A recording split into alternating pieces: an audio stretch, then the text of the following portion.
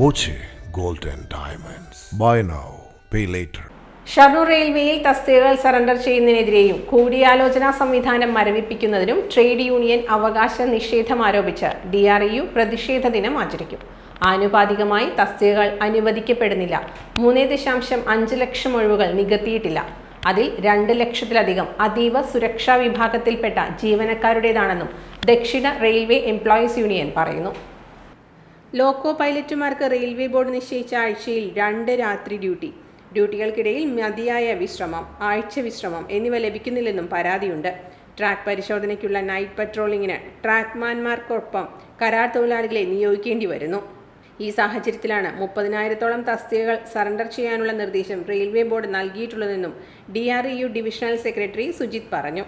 ഈ ആവശ്യങ്ങൾ ഉന്നയിച്ചാണ് 13-ന് പ്രതിഷേധ ദിനാചരണം നടത്തുക.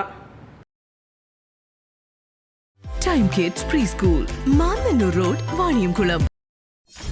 .view news. കാഴ്ചകളാണ് ലോകം, കണ്ടു തുടങ്ങുക.